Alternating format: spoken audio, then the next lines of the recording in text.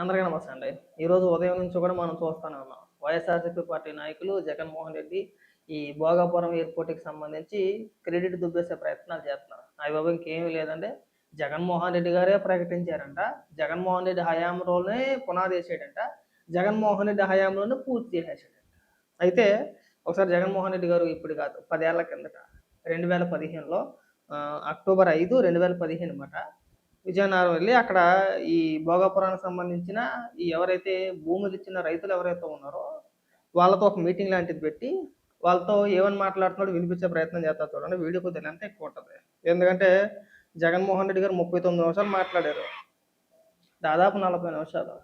Still ఇప్పటికీ కూడా ఈ video YSRCP party official YouTube ఛానల్లో ఉంది. ఇప్పటికీ ఉంది ఆ వీడియో. నేను డేట్ కూడా చెప్తున్నాను కదా, అక్టోబర్ 5, 2015. ఒకసారి ఏమని మాట్లాడుతున్నారు ఏంటి అనేది వినిపిస్తా వినండి. 10 నిమిషాలు కానీ పెడతా. రైట్.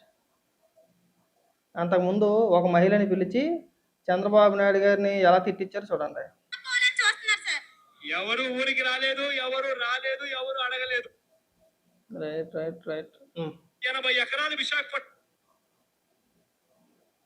జగన్మోహన్ రెడ్డి గారు రావాలండి. తాను ఇచ్చిన ఆర్డినెన్స్ ను వెనక్కి తీసుకున్నాడు.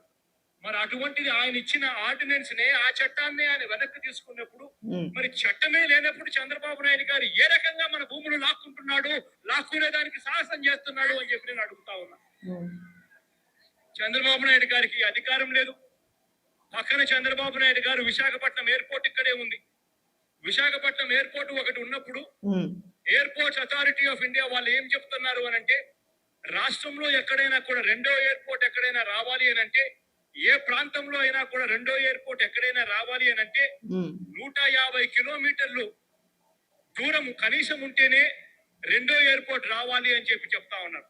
మరి అటువంటిది ఇవాళ విశాఖపట్నం ఎయిర్పోర్ట్ నుంచి ఇవాళ ఇక్కడికి భోగాపురానికి 20 నాటికల్ మైల్స్ కూడా లేని పరిస్థితిలో ఏ రకంగా పెడతాడు చంద్రబాబు నాయుడు గారు ఇక్కడ ఎయిర్పోర్ట్ అని చెప్పి నేను అడుగుతా ఉన్నా. విన్నారా? వైసీపీ కార్యకర్తలు, నాయకులు మరొకసారి వినండి. ఆ రోజు జగన్మోహన్ రెడ్డి భోగాపురం ఎయిర్పోర్ట్ ని వ్యతిరేకించాడు. అసలు ఇక్కడ పెట్టడానికి కుదరదన్నాడు. నేను అధికారంలోకి వచ్చిన తర్వాత ఈ భూములు ఎవరి దగ్గర అయితే తీసుకున్నారో వాళ్ళందరికీ నేను తిరిగి ఇచ్చేస్తాను. అసలు ఈ భోగాపురం ఎయిర్పోర్ట్ నిర్మాణానికి నేను ఒప్పుకోను అన్నాడు. ఇంకా చాలా ఉంది, తక్కువ కాదు. 40 నిమిషాలు వినిపించాను, కానీ కనీసం ఒక 5-6 నిమిషాలు వినిపిస్తా. మధ్యలో మీకు కొన్ని డైలాగులు వస్తాయి. ఆ డైలాగులు ఎలా ఉంటాయంటే, ఇప్పుడు అమరావతి పైన ఏదైతే విషప్రచారం చేస్తున్నాడో సేమ్ డైలాగులు 2015లో భోగాపురం ఎయిర్పోర్ట్కి సంబంధించి కూడా అవే డైలాగులు కొట్టాడు. భూములు ప్రైవేట్ వ్యక్తులకు ఇస్తారంట, ఈ భూమి ప్రభుత్వం చేతిలో ఉండదట, ప్రైవేటు సంస్థల చేతిలో పెడతారట, వాళ్ళే రన్ చేసుకుంటారంట. అంటే ఇప్పుడు జిఎంఆర్ సంస్థ ఎవరైతే ఉన్నారో వాళ్ళని ఉద్దేశించి వాళ్ళే రన్ చేసుకుంటారంట. అంటే మనవాడు చెప్పిన మాటలు మాట వినాను, ఇంకా చాలా మాటలు మాట్లాడాడు. అలాగే రియల్ ఎస్టేట్ వ్యాపారం గుర్తుందా? ఇవే డైలాగులు ఇవాళ అమరావతి గురించి మాట్లాడతారో అవే డైలాగులు ఆ రోజు భోగాపురం ఎయిర్పోర్ట్ ఉద్దేశించి కూడా మాట్లాడాడు. వినిపిస్తా వినండి. ఇదే చంద్రబాబు నాయుడు గారు ఎందుకు గుర్తు పెట్టుకోవడం లేదు? ఇలా ఎయిర్పోర్ట్ కోసం వేల ఎకరాలు తీసుకునే కార్యక్రమాలు చేస్తా ఉన్నాడు. 5,300 ఎకరాలట విశాఖపట్నం ఎయిర్పోర్ట్ 980 ఎకరాలు విశాఖపట్నం ఎయిర్పోర్ట్. అదే విశాఖపట్నం ఎయిర్పోర్టు దాని పక్కనే మరో 1000 ఎకరాలు government land, navy land, port trust land, అంతా కలిపి గవర్నమెంట్ ల్యాండ్. ఆ గవర్నమెంట్ ల్యాండ్ మరో 1000 ఎకరాలు అక్కడే విశాఖపట్నంలోనే ఉంది. ఇప్పుడు ఉన్న విశాఖపట్నం 980 ఎకరాలు. మరి అటువంటప్పుడు చంద్రబాబు నాయుడు గారికి విశాఖపట్నంలో ఉన్న ఎయిర్పోర్ట్ అభివృద్ధి చేయకుండా అక్కడ ఆ భూములు విడిచిపెట్టేసి ఇక్కడికి వచ్చి మన భూములు ఎందుకు లాక్కుంటున్నాడు అని చెప్పి గట్టిగా కూడా ప్రశ్నిస్తా ఉన్నాం. సరే, ఇదే చంద్రబాబు నాయుడు గారికి తెలియదా అని అడుగుతా ఉన్నాం. ఇదే చంద్రబాబు నాయుడు గారు పక్కన చెన్నైకి పోతే చెన్నైలో ఉన్న ఎయిర్పోర్టు తమిళనాడు పక్కన తమిళనాడు రాజధాని చెన్నైలో చెన్నైలో ఉన్న ఎయిర్పోర్ట్ 1240 ఎకరాల్లో చెన్నై ఎయిర్పోర్ట్ ఉంది. మరి మద్రాసులో 1240 ఎకరాలతో ఎయిర్పోర్ట్ ఉంటే పక్కనే ఇంకొక రాష్ట్రం కేరళకు పోయి చూస్తే కేరళ క్యాపిటల్ కొచ్చిన్ కేవలం 800 ఎకరాలకు కొచ్చిన్ ఎయిర్పోర్ట్ ఉంది. అంటే కేరళ లాంటి రాష్ట్రానికి మొత్తానికి కలిపి కొచ్చిన్ రాజధానికి దాంట్లో ఉన్న ఎయిర్పోర్ట్ కేవలం 800 ఎకరాలు ఉంది. తమిళనాడు రాజధాని చెన్నైలో ఎకరాలు ఉంది. ముంబై ఎయిర్పోర్ట్ కూడా 2000 ఎకరాల లోపే ఉంది. చివరకు నరేంద్ర మోడీ గారు ఎక్కడి నుంచి ఉన్నారు? ప్రధానమంత్రి. గుజరాత్ నుంచి ఆయన వచ్చాడు. ఇదే గుజరాత్ లో నరేంద్ర మోడీ గారు ఎక్కడి నుంచి వచ్చారో, ప్రధానమంత్రిగా ఉన్నారో, గుజరాత్ రాజధాని అహ్మదాబాద్ లో ఉన్న ఎయిర్పోర్ట్ కేవలం 960 ఎకరాలలోనే అహ్మదాబాద్ లో ఎయిర్పోర్ట్ ఉంది. మరి చంద్రబాబు నాయుడు ఇన్ని వేల ఎకరాలు ఎందుకు అవసరము? పక్కనే ఉన్న ఇక్కడ నుంచి జాగ్రత్తగా వినండి. వీళ్ళు ఇప్పుడు అమరావతి పైన ఏ విధంగా విషయం కక్కుతున్నారో, భూములు ప్రైవేట్ వ్యక్తుల చేతుల్లోకి వెళ్ళిపోతాయంట, రియల్ ఎస్టేట్ వ్యాపారం చేస్తున్నారు, భూములు దన్నుకుంటున్నారో, ఏవైతే డైలాగులు ఇప్పుడు ఏదైతే మాట్లాడుతున్నారో, ఇప్పుడు కాదు గతంలో కూడా మాట్లాడారు, సేమ్ డైలాగులు భోగాపురం ఎయిర్పోర్ట్ను ఉద్దేశించి కూడా మాట్లాడాడు. వినండి. విశాఖపట్నంలో 980 ఎకరాలు ఇప్పటికే ఉన్న ఎయిర్పోర్ట్ కు ఇంకా ఎక్కువ ఎందుకు అవసరము? ఆ పక్కనే 980 ఎకరాల్లో ఉన్న విశాఖ ఎయిర్పోర్ట్ పక్కనే port trust, navy land, government land మరో 1000 ఎకరాలు ఉంటే ఆ భూములు కాదని ఇక్కడికి వచ్చి ఎందుకు మన భూములు బలవంతంగా లాక్కునే కార్యక్రమాలు చేస్తున్నాడు అన్నది నిజంగా ఎవరికైనా అర్థమవుతుంది. చంద్రబాబు నాయుడు గారు రియల్ ఎస్టేట్ వ్యాపారం చేసుకునే దానికోసం, సింగపూర్ వాళ్ళకు భూములు ఇచ్చే దానికోసం చంద్రబాబు నాయుడు గారు ఈ కార్యక్రమం చేస్తా ఉన్నారు. Same dialogue. ఇప్పుడు అమరావతి పైన కూడా ఇదే డైలాగులు కొడతారు కదా. రియల్ ఎస్టేట్ వ్యాపారం, సింగపూర్ వాళ్ళు కట్టబడుతున్నారు, ఈ ప్రాంతంలో అసలు ఎయిర్పోర్ట్ ఎందుకు, విశాఖపట్నం ఎయిర్పోర్ట్ ఉంది కదా, ఇలాంటి మాటలు అనేక మాటలు మాట్లాడాడు. 39 నిమిషాలు ఉంది వీడియో, అది దగ్గర 40 నిమిషాలు ఉంది వీడియో. అది ఒకసారి మీరు కూడా వెళ్ళి చూడొచ్చు. జగన్మోహన్ రెడ్డి మాట్లాడటమే కాకుండా అక్కడికి వచ్చిన ఎవరైతే మహిళలు ఉన్నారో వాళ్ళ చేత కూడా చంద్రబాబు నాయుడు గారిని తిట్టించాడు. సరే, అవన్నీ వినిపించే ప్రయత్నాలు చేయలేము, మనకి ఇలాంటి ఎక్కువైపోతాయి. మరి అన్ని ఆరోపణలు చేసి అంతలా వ్యతిరేకించి కోర్టులో కేసులు వేసి, అదే వీడియోలో జగన్మోహన్ రెడ్డి ఏం చెప్పిపోతాడు తెలుసా? ఇప్పటి వరకు మనం దాదాపు ఒక 150 కేసులు వేసుకున్నాం మనం కోర్టులో, ఆల్రెడీ కోర్టు పరిధిలో ఉంది, అవసరమైతే ఇంకా మనం పోరాడదాం, ఏది ఏమైనా సరే కంఠంలో ప్రాణం ఉన్నంత వరకు భోగాపురం ఎయిర్పోర్ట్ నిర్మాణానికి నేను ఒప్పుకోను అన్నాడు. ఇవాళ వచ్చి ఏమని మాట్లాడతాడంటే ఒక పెద్ద ట్వీట్ వేసేసాడు, ఉత్తరాంధ్ర అభివృద్ధికి నేను ఏదో చేసేసాను, ఆ చుట్టుపక్కల ప్రాంతాలన్నింటినీ నేను ఎక్కడికో తీసుకెళ్ళిపోయాను, భోగాపురాన్ని అసలు ప్రకటించిందే జగన్మోహన్ రెడ్డి అట. ఇప్పుడు జగన్మోహన్ రెడ్డి 2023లో మనకి బాగా అలవాటే కదా, ఆల్రెడీ శంకుస్థాపన చేసిన అన్నింటిని కూడా మళ్ళీ శంకుస్థాపన చేస్తూ ఉంటాడు. 2019లోనే చంద్రబాబు నాయుడు గారు శంకుస్థాపన చేస్తే 19 ముందే అనుకుంటా, మనోడు మళ్ళీ 4 ఏళ్ళు కాలక్షేపం చేసి 4 ఏళ్ళు దాన్ని అలా పక్కన పెట్టేసి మళ్ళీ మేము శంకుస్థాపన చేస్తాం అంటాడు. 2023లో శంకుస్థాపన చేసానండి నేనే నిర్మించేసి. అసలు మీ హయాంలో ఎంత శాతం పనులు పూర్తయ్యో దాని గురించి చెప్పగలుగుతారా? దానికి మన దగ్గర అలాంటి ఆధారాలు ఉండవు. అవే ఇక్కడికి వచ్చి నేనే తెచ్చేసాను. మరి ఆ రోజు మాట్లాడింది ఎవరు? మీ ఆత్మ మాట్లాడిందా? మీరు మాట్లాడలేదా?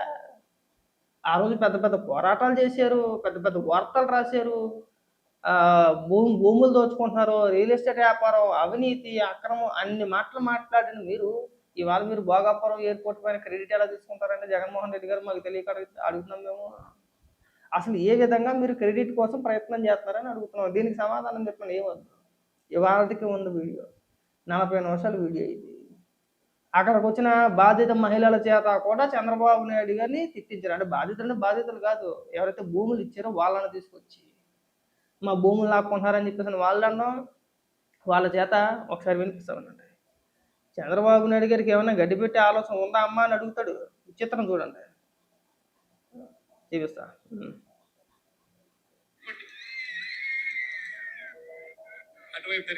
ఇదిగో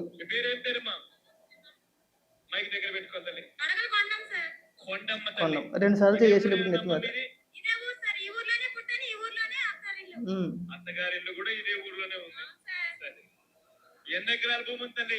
40 ఎకరాలు ఉంది సార్. 40 సెంట్లు సార్. 40 సెంట్లు భూమి ఉంది.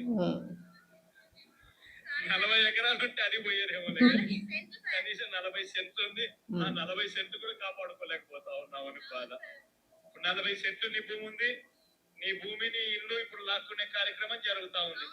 నీకు భూములు ఇవ్వడం ఇష్టం లేకపోయినా, నువ్వు ఒప్పుకోకపోయినా దౌర్జన్యం చేస్తా ఉన్నాను. నువ్వేమైనా చంద్రబాబు నాయుడు గారికి ఏమన్నా ఆయనకు కట్టి పెట్టే విధంగా ఏమైనా మాట్లాడాలనుకుంటున్నావా? చెప్పాలనుకుంటే చెబుతానే అన్నాడు. అక్కడ ఉన్న మహిళల్ని వాళ్ళని పిలిచి వాళ్ళ చేత మైక్ ఇచ్చి వాళ్ళ చేత చంద్రబాబు నాయుడు గారిని తిట్టించాడు. ఆవిడ చాలా మాటలు మాట్లాడింది, మహిళ కాబట్టి మనం ఆ మాటలని వినిపించదలుచుకోలేదు. ఆవిడ కూడా బాగానే ఓవరాక్షన్ చేసింది అప్పట్లో. నెక్స్ట్ వినిపిస్తాను చూడండి. రెండో వ్యక్తి, రెండో మహిళ, ఇదిగా రెండో మహిళ, రైట్. ఖచ్చితంగా నర్సయ్యమ్మ. బి నరసయ్యమ్మ. నర్సయ్యమ్మ ఈ గ్రామమైన తల్లి, ఈ గ్రామేనమ్మా, ఈ గ్రామమే మీది.